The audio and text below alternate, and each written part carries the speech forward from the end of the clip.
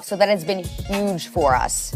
And meanwhile, you just saw it on your screen, a win versus the Bears Sunday, and the NFC will officially go through the Packers and Lambeau Field, a destination which traditionally favors the MVP frontrunner, Aaron Rodgers. So we're going to just look back to the Sunday's game against the Titans as an extreme example as to why Lambeau Field is such a huge advantage.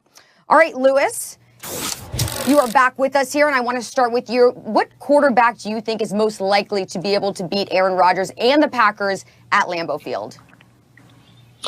Yeah, I think it's going to be Russell Wilson for me because of the fact that he's one of those guys who, you know, when you're talking about going up to Lambeau Field, and let's just assume that it's going to be bad weather. It's going to be cold. It's going to be in the 20s, maybe even in the teens, and possibly it's going to be a slick field, you know, whether it be sleet, snow, what have you.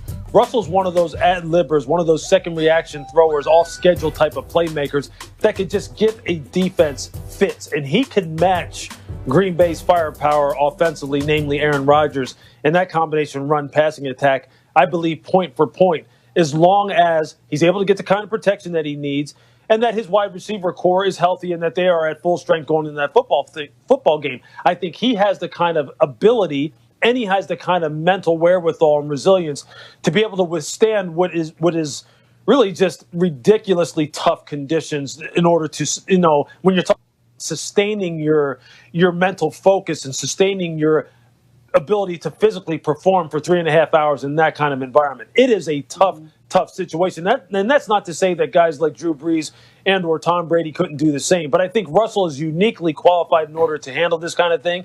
I think this football team, because of the fact that it is a traditionally run-centric football team that can really pound the football and take some air out of the football and keep it away from a guy like Aaron Rodgers, also gives them an advantage as far as going up there and performing in those kind of conditions. And then lastly, the defense for Seattle is starting to improve. I believe they are very strong down the middle. Bobby Wagner is a surefire Hall of Famer when he retires at linebacker. I think Jamal Adams has really found his niche within this defense and is a guy who was an absolute game wrecker up around the line of scrimmage and can make things very difficult for a guy like Aaron Rodgers with his pass rushing ability and his ability to be a force against the run. And we know that the Packers have a good run offense as well. So I think Seattle just overall would give them a tough matchup up there. I think, look, the Saints can do it as well because of their defense and because of the fact that they have Alvin Kamara. The Bucs can do it just as well because Tom Brady is the greatest winner that this league has ever seen. But I really like Seattle's chances if they have to go in there and give Green Bay a run for their money. Yeah, I think that a couple weeks ago we were talking about Lambeau like it was going to be really hard to go in there and win. And I don't think it's going to be easy to go in there and win. But the way that you made that argument, I think you're right. Like you named a few teams that I think you could see go in there and win. I don't think it's out of the question. Even Drew Brees might be the one who at his age and the way his arm strength seems to be deteriorating might be the guy who would be most concerned about. But you named it. That offensive line and Alvin Kamara. And that defense, it gives you enough to go in there and win. But the team and the quarterback, I guess, in this situation that I have the most faith in going into Lambeau is Tom Brady and the Tampa Bay Buccaneers.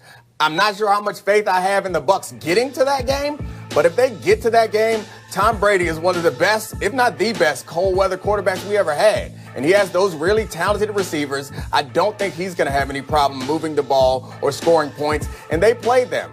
Granted, it was in Tampa Bay. They played them earlier this season, and the Bucs won 38-10. Like that, to me, that doesn't seem like a fluke. That seems like a team that controlled Aaron Rodgers, and that defense found a way to play well against Aaron Rodgers. And I think you and I agree that going up to Lambeau is difficult, but it's going to be easier with no fans. The weather conditions are a problem, but they got heated benches. They got chicken broth on the sideline. They got big coats. They got gloves and long sleeve thermal shirts. Like they're going to be all right as long as they're not out there thinking about, damn, I'm so cold. Like, to me, that's the biggest challenge. The field is heated.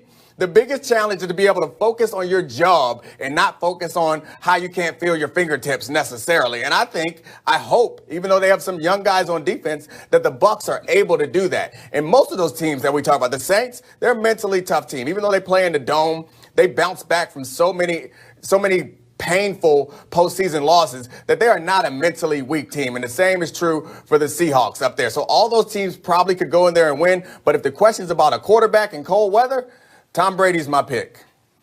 Yeah, all of these teams have some championship DNA within them, whether it's as a team overall, like Seattle, or in Tampa Bay's case with Tom Brady, which is right now he's trying to inject that championship DNA into the rest of this roster. The only thing I will say though is this: as far as you mentioned in the fact that it would be easy without the fans, I would argue, quite honestly, Dom, that it's harder now without the fans because we were up in Green Bay early in the season. We went to see them, Monday night against the Atlanta Falcons. I'll tell you this.